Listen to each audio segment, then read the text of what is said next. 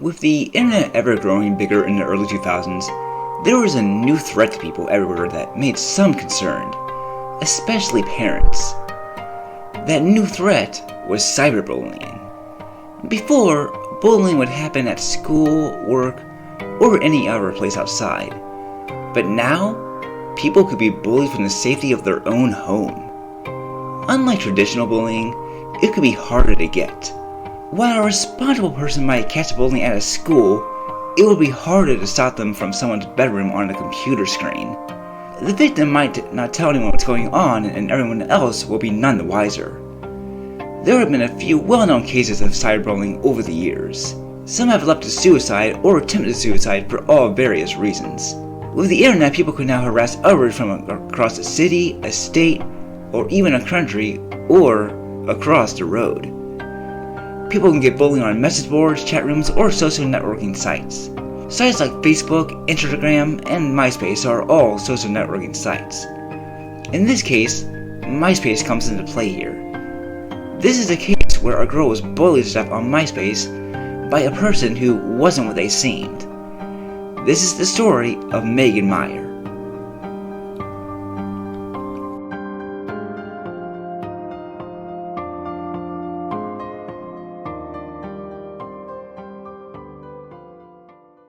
Before we get into the actual story of her death, we should look at her own history and the history of Myspace. Myspace was created on August 1st, 2003 by Christy Wolf, John Hart, and everyone's first friend, Tom Anderson. The people on board worked for e-Universe and wanted to create a site similar to Friendster. The site took Friendster's best parts and put it all into one. The site became popular with teens and young adults. There, people could exchange messages, share their favorite music, make plans with others, and post pictures. Myspace allowed people to be with their friends without having to leave their house. So if the weather was bad, anyone could go and talk on there instead. It also allowed its users to get in touch with people who they haven't seen in years. I'm sure there are many of you, myself included, who got to talk to friends of yours who you haven't seen since elementary school. You'd send them a message and a friend request and talk about what you've been up to since all these years. Overall, Myspace was a place for friends, if you will. By 2006, it was the most popular site on the internet, even beating Yahoo and Google. It seemed like nothing could stop it. That is, until Facebook became popular. While Myspace had a chance to buy them, they waited off, and by 2009, Facebook took over in popularity. Today, Myspace is a shell of its former self. For a while, profiles were a time capsule of the 2000s, until some revamps a few years back. While your profile might still be up, chances are, all your messages, music, and most of your pictures are now gone. But hey, look on the bright side, at least you don't have to look at those embarrassing emo pictures of yourself again.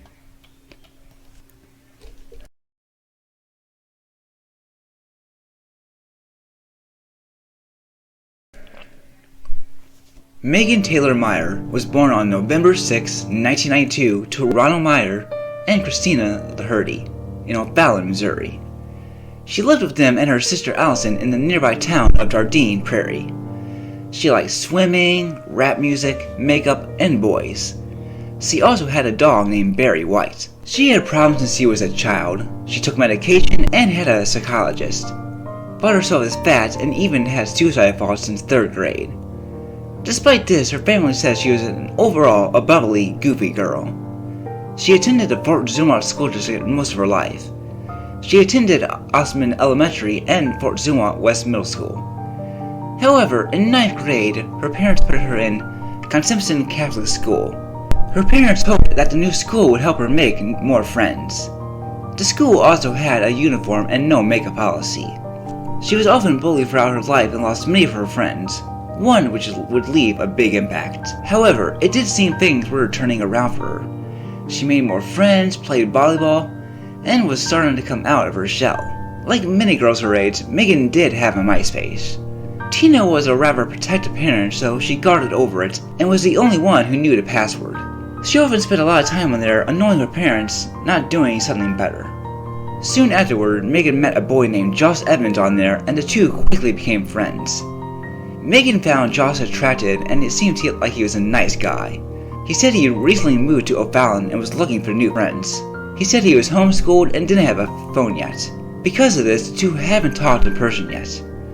Megan told her mom about Josh and how she liked him. Supposedly, some of the messages were sexual, and Josh would ask if she would like to touch his pet snake or his tarantula. While her mom agreed that he looked handsome, she was still concerned that her daughter was talking to someone who she felt like was a stranger.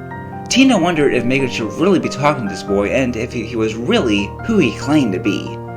Being a mother, she paid close attention to these messages. Megan was also looking forward to her 14th birthday, making invitations for her friends. However, soon the message had a change in tone. On October 16, 2006, Megan got a message from Josh that was quite different. The message said, "I don't know if I want to be friends with you anymore, because I heard that you are not very nice to your friends." Megan was confused by this and hurt. Tina was a little busy as she had to take her younger daughter, Allison, to the orthodontist.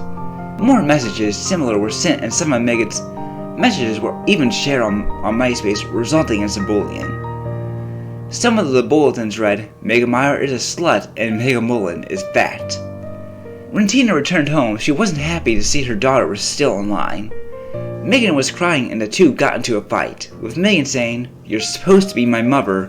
You're supposed to be on my side." The last message sent according to Megan's father was, "Everybody in O'Fallon knows who you are. You are a bad person and everybody hates you. Have a shitty rest of your life. The world would be a better place without you." Megan sent a reply saying, "You're the kind of boy a girl would kill herself over." The last messages were sent on AOL Messenger rather than Myspace. Megan told Ron what happened and she went to her room. The couple talked of ways to help Megan when Tina got a bad feeling 20 minutes later. She ran up to her daughter's room and found any parent's worst nightmare. Megan had hung herself with a belt in her closet. Her parents called 911 and paramedics were able to get her breathing again and her heart beating. Despite attempts to revive her, Megan was gone. She was pronounced dead on October 17, 2006, just 3 weeks before her 14th birthday. Megan's family and friends were devastated. They knew of Megan's bullying and helped her, but they didn't know it was this bad. After her funeral, her parents wanted to get to the bottom of this. They had to make Josh Evans pay for killing their daughter. But Josh had deleted his account, so they couldn't contact him. There was just one more bigger question though. Josh Evans did not exist. Megan was never talking to a boy named Josh Evans. So that begs the question, who was Megan talking to all this time? The Meyers soon got a tip from a woman they didn't know very well to go to a counselor's office in North O'Fallon. There, they met their grief counselor and another one from Fort Zumwalt. There, they got all the details they needed.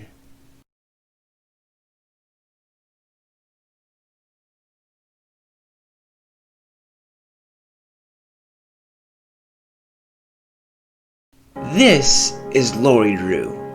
She is the mother of Sarah Drew, a former friend of Megan and the creator of the fake account, with help from Sarah and a girl named Ashley Grills. While Drew claimed that she didn't know about the hurtful messages and also claimed she made the account to help Megan, the person who reported her claimed otherwise. She said Drew created it with the intent of hurting Megan, and even laughed about it after it happened. Naturally, people were shocked that a grown woman was the one who caused the Meyers' daughter to take her own life. The Meyers and Drews were neighbors and friends. Sarah said she saw the Allisons outside the Meyer house the night the suicide happened, and her mom told her to stay quiet. While they did go and try to talk to the Meyers not long after, Ron told them to go away before he would physically hurt them. The Meyers got a letter saying, "We are sorry for the extreme pain you are going through and can only imagine how difficult it must be. We have every compassion for you and your family." So the truth was out now. The big question was, why and how? Why did they make this account? How could they do such a thing? The investigation was only beginning.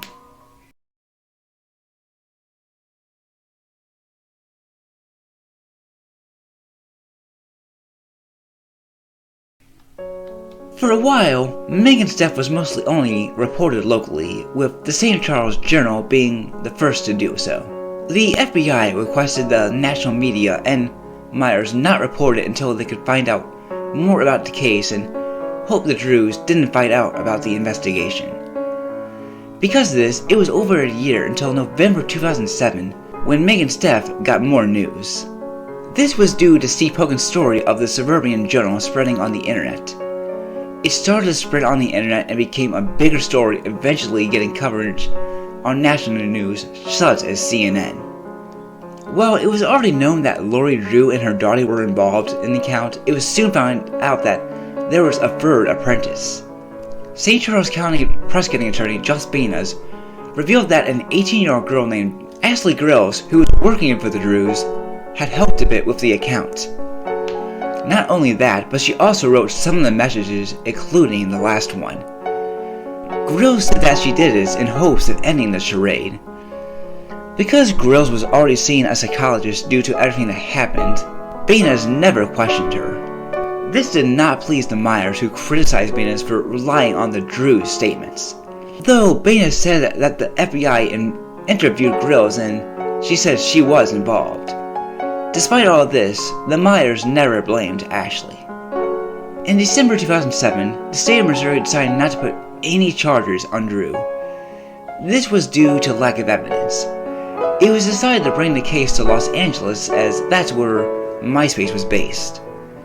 On May 15, 2008, the U.S. Grand Jury for Central District of California indicted Drew on 4 counts. This was for intentionally creating a fake Myspace account to harass another person. However, on September 4, 2008, it was asked that Drew's indictment be dropped. The Electronic Frontier Foundation argued that Drew was not guilty because it did not fall under the violations under the CFAA and would violate her civil liberties.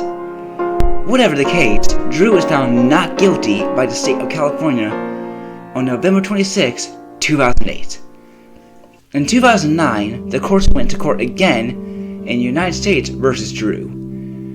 Drew won an acquittal and she was granted one. On August 28, 2009, Drew's original guilty verdict was overturned and she was cleared of charges. Judge H. Wu claimed in order for her to be charged with misdemeanor, she would have to be under 1. The defendant intentionally have accused a computer without authorization or have exceeded authorized access of a computer. 2. The access of the computer involved in interstate or foreign communication. 3. By engaging in this conduct, the defendant obtained information from a computer used in interstate or foreign commerce or communication. Wu claimed that Drew did not fall under the second and third listed. This left the first one. However, he would say that she did not fall under this either. If she was, then the law would have to be changed and would make many people who were innocent guilty of misdemeanor. Drew claimed that she never read the terms of service and agreed to them. Because of this, she couldn't be charged. Drew was found not guilty. So, it was over. 3 years after Megan Meier's suicide, Lori Drew was found not guilty of her death and was allowed to let go. The Myers went no further and didn't file any lawsuits against her or anyone else. The case for Megan Myers was over.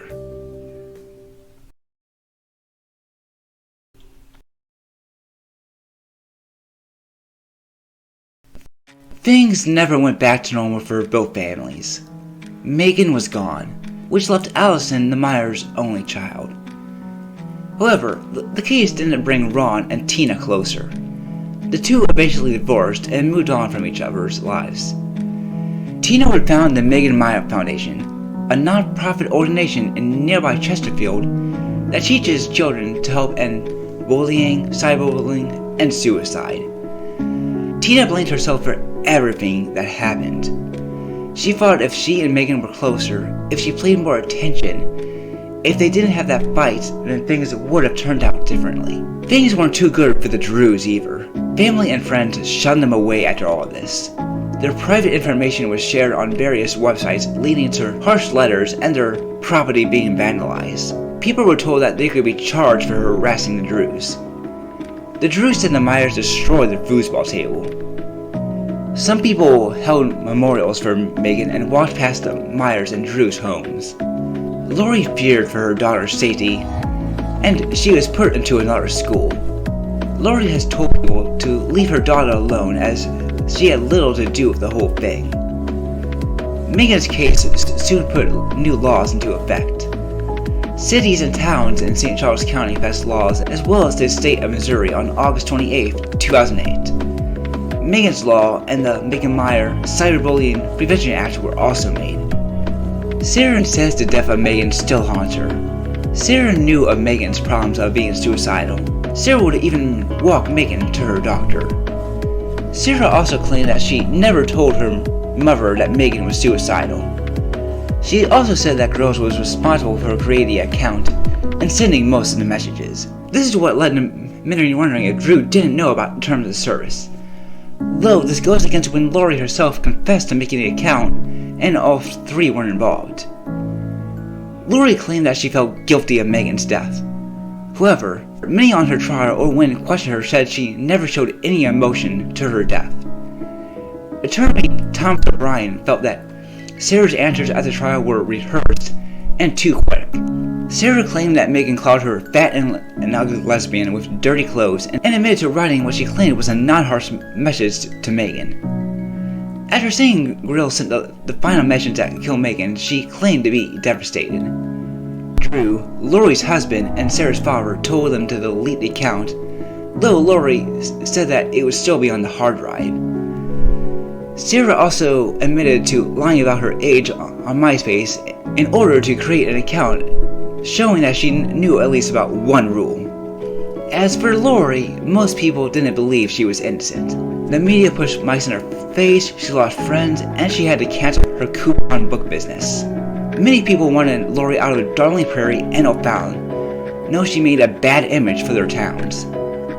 Supposedly, Lori wrote a message on Blogspot and said Megan had it coming to her. Some have said that this page was ironically fake to hurt Lori, but others believed it is real. People saw her nothing as a bully and a murderer. She claimed Megan bullied her daughter, which is what led to her making the Joss account. However, there isn't any evidence for the Drews' claims. If Megan did indeed bully Sarah, then Drew tried to fix it in the worst way possible. Drew should have gone to Megan's parents to talk about it. She should have gone to the school where they could have talked about it like adults. But she didn't. She chose to make a fake account named Joss Evans and bully a young girl to death. If she had just gone a rational approach, then maybe they could fix things. Maybe Megan would have been more open about the bullying. Maybe Megan and Sarah could have patched things up and became friends again. Maybe Megan would still be alive today. But she didn't. Megan's death happened at a different time. YouTube and Twitter were still new sites. There was no Instagram or Netflix streaming, and sites like Newgrounds, Gaia, and of course Myspace were much more popular than they are now. Could Megan's death have been done today? Most people didn't use the internet on a cell phone, as there weren't many smartphones back then. With a smartphone, would people have been able to help more? With more rules on sites on what counts as harassment? We might never know. Megan was looking forward to her 14th birthday and having her braces removed. She even bought a new dress to wear when they were and for her party. Instead, she wore it to her own funeral. At another interview, Ron still lived at the same house, with Megan's room being the same as it was at the time of her death in 2006. It's been 15 years since Megan's death. Both the internet and world are different. She would be 28 today. She would have graduated a decade ago, gone to college, and maybe even gotten married like some of her friends have now and start to have a family. Sadly, that didn't happen at all because of a fake account of a person who didn't exist made by 3 people. She might be gone, but her legacy will live on. O'Fallon, Darlene Prairie, and St. Charles County will not forget her. Fort Dumont and Conception Catholic School won't forget her. And her friends and family won't forget her. If we don't forget, then maybe the internet can truly be a place for friends.